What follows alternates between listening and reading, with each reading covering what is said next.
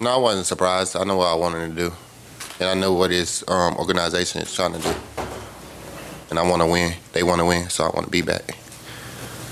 At the end of the season, however, though, it did seem like, it probably wasn't going to, it seemed like there wasn't going to be kind of a mutual in the middle for y'all to be able to do that. So, I mean, when did you get the sense that, hey, this actually could be a realistic chance that I could be back? I mean, when did you feel like that was the decision when you'll be back? So, say it again. When did you feel like that? I didn't ever feel like that, Well, I mean, I think we saw you go in the locker room saying, you thought this was going to be your last game here after the AFC title game. Yeah, like my contract was expiring. I didn't ever say like I felt like it was up in my last game here. It was expiring. Everybody has an expiring date, so it was an expiring date for me. Did you test the market at all and talk to other teams, or did you, when you first started? I mean, it starts at 12 o'clock, and you seemed pretty early. Pretty fast. I mean, like I said, I knew what I wanted to do. I talked to Zach early on. I don't want to go to a team that losing and now got a quarterback. I got a top 5 quarterback in the league. Why leave?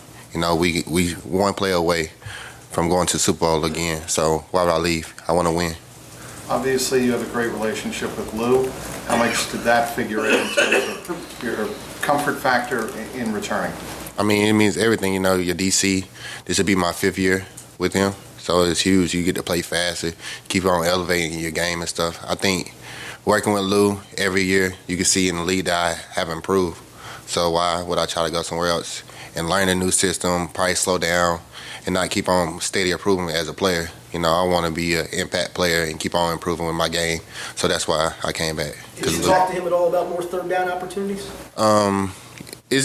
It works out. It may not always work as what I want to say. As a player, you're a competitor. You want to be on the field every opportunity.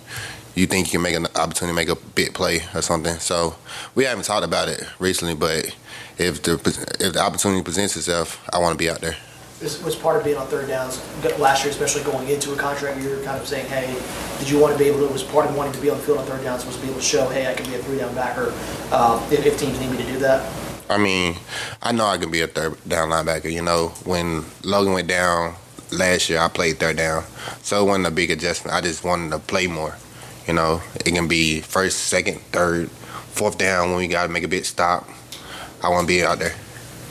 Have you spoken to BJ Hill about having to shave his head? I was with BJ Hill the other day. We work out, we train together. So he called me after I signed and stuff. After I told him I was signing, so he didn't tell me exactly when I need to cut his hair, but it's something need to happen soon. Oh, you're gonna cut it? Yeah, absolutely. You talked about, you know what you wanted, which was winning. Some of the tweets you had, like in the last month, like love is love, winning is contagious. Were those kind of signs that you wanted to be here and that you wanted to stay? I want to say every tweet is about football. Everybody got other stuff going on in their life. Love is love. Some people can just love you, but if you loyal to somebody, loyalty runs deeper than love. Somebody can just love you, but if you got loyalty and love together, then it's stronger. They always say the goal for NFL players is to get to the second contract. When you were up there signing it, did it all set into you that your dreams of being an NFL player and getting that second contract have all set in? I mean, everybody say the second, but you want to get to the third and be a Super Bowl champion. If Lou had gotten a head coaching job with the Arizona Cardinals, would you be back? That's a good question. Yeah, it is. That's why I'm asking. That's a good question, I mean, factors may play into that, If he went somewhere else, will Lou come after me and let me play with him? Or will I come back?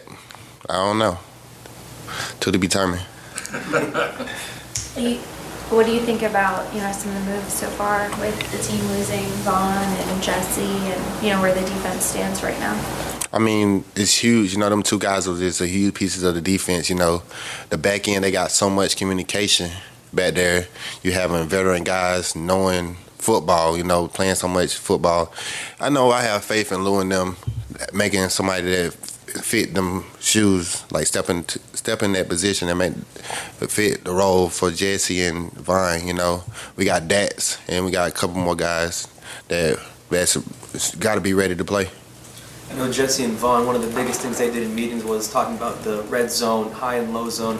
How do you see yourself kind of filling that role of like leading the charge with red zone defense? I mean, that's why I say, like, as a defensive player, as a linebacker, or the safeties and stuff, we communicate always down the field. We know what type of schemes, like, with shot zone, the tendency, what area they like to attack you and stuff, It's different zones of the area they run in certain routes. You can't run certain routes in the different areas of the field because it's limited field.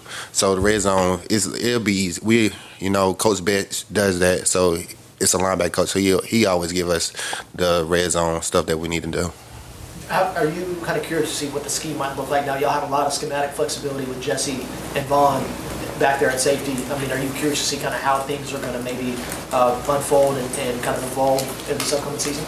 Yeah, Lou is put players in the right position. He put us in the right position to make plays. He does that well with everybody on the defense. He plays to the strength, so our strength. So we'll be straight. Germaine, once you made your decision and knew what you wanted to do, who was the first person you called?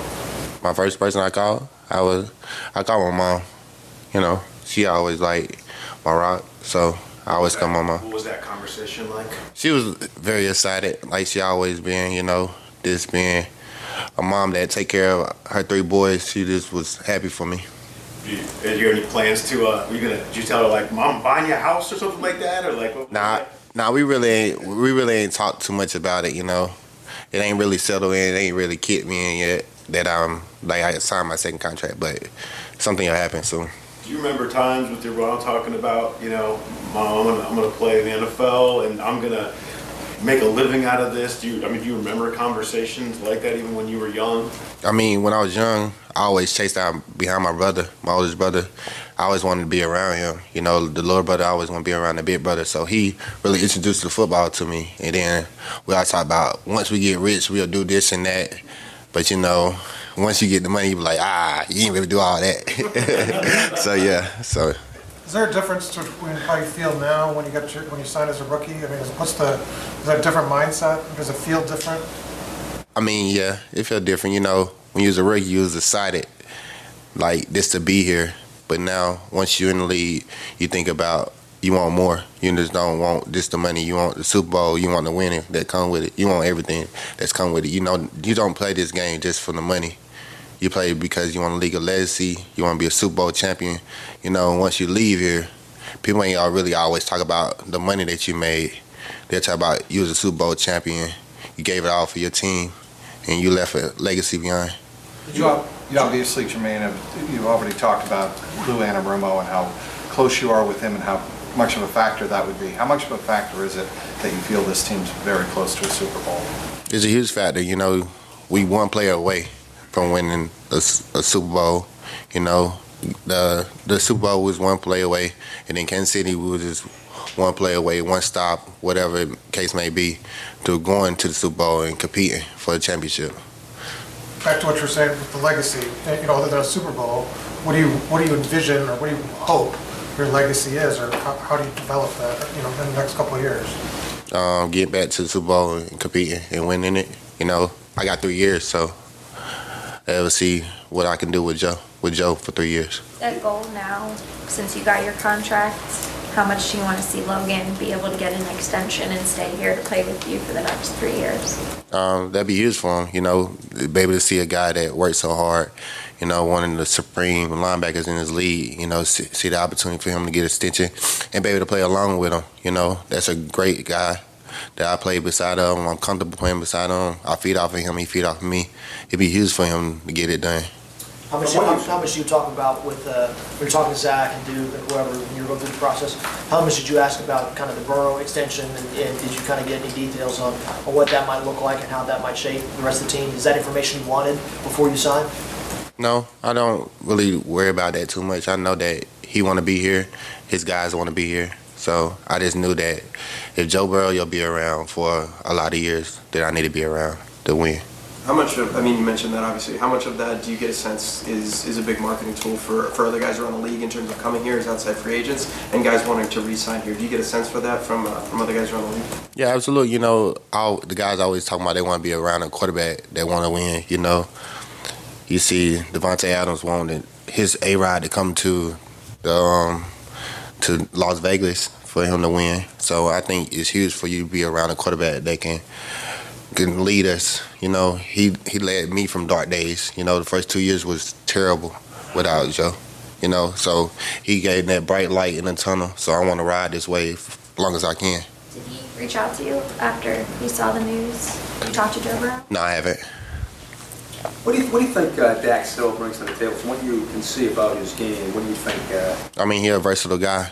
You know, a guy that has all of the tangible to be great. You know, it's up to him to fill the role of J.C. Bates or Vaughn, whatever role he has. You know, it's up to him.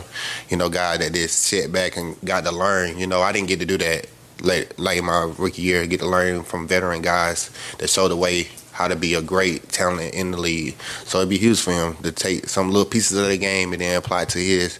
You know, he'll be a huge addition for us this year. I know he'll make an immediate impact. You're respected in the locker room big time by your teammates. You've got a leadership, role with the football team. Was that important to you to stay here as well? Yeah, it is. Everybody has a voice, from top down to bottom. You want to have a voice, opinions about things. So it's huge, like a player to respect you, or you can take an input from another leader in the group and then trickle it down to the whole group. Now that this is behind you, what do you want to do between now and when you go off for 12 OTAs? You said this is behind me? Now that this is behind you, what do you want to do between now and Go back to work. Just put your head down and keep on working, Just go do what I've been doing for the past couple of years. Just keep on finding things to get better at. Just looking at yourself, evaluating yourself, working on your flexibility, my mental. Just protecting my mental, getting a peace of mind. It can be crazy when you don't know where you'll be at for a couple years or so, but just having a peace of mind. How much is that going to help as you prepare? Use it kind of free you up mentally to focus on the things that you need to work on, technique-wise, skill-wise, instead of having to worry about, the future moving forward? It'd be huge, There's now you're settling, you know where you're going. That was a huge factor too. It's not to reset, don't know this person's name, don't know where to park. This knowing for me, this sticking to your routine, this knowing what to expect when I come to work, knowing what type of guy I'm gonna have, having JB as my coach, knowing how he teaches stuff, knowing his terminology. I didn't want to learn nothing new from nobody else. Did you find it hard to play a contract year without thinking about it? Was that hard to put to the side last year? I really didn't look at the contract aspect until towards the end, once the playoffs really hit you, it's really about the one game you out and then you ain't got a job. But I really didn't look at it throughout the whole season. I just kept on working. I knew I can bet on myself. I've been at the bottom in life, so I know what I can do. Was there anything about the free agency process that surprised you? That was, wow, I didn't realize it was like that, or was it what you expected it to be? It's different. Guys can affect other guys in the market. They can show you they can talk like they interested in you, but they really don't be, or they can really love you and they show you love and stuff like that. But it is what it is. I don't think I want to be back in there. Just out of curiosity, it looks like reportedly the cash flow for you has been really good the first couple of years, except with no guaranteed money second year. When you're going through the process of going through the contract, how do you kind of talk to your agent, EB, about that in terms of, what you want the cash flow to look like versus guaranteed money? What is that conversation like on the player side of things? You want the guaranteed money, I knew what I wanted. I know exactly somewhat of what I wanted. I want to guarantee money up front. You want to have a little security going into something. They did a good job, the first beginning of it, getting the guaranteed money, and then it's on you to take care of the rest later on. You put in the work, what work you put in, if you produce, things will happen like they did today for me. So it don't matter what it is. I'm gonna keep on working, put my head down, and compete and get better. You mentioned that pre-Joe Burrow years were tough. What'd you learn most about yourself in that time frame, and how have you applied it to your career since? This is over years, it's growing up, adversity. You know, all my life I dealt with adversity, but then coming to the NFL, it really showed the rock. But I've never been that much of a losing team. You know, winning only 2 games, the 1 game, I don't know. I don't remember how many games we won, but it's like just showing like things that'll happen later on in life. You just gotta keep on working. As well as you played last year, what's the biggest change or difference you want to see in any area, next season and beyond? I think every aspect of my game, I can get better. Just don't just get satisfied with how better I got in pass coverage this year. It still got to get better. I got to get more interceptions. I had like 10 pass deflections. They should have been some more picks or something like that. I want to be more like dominant in the pass.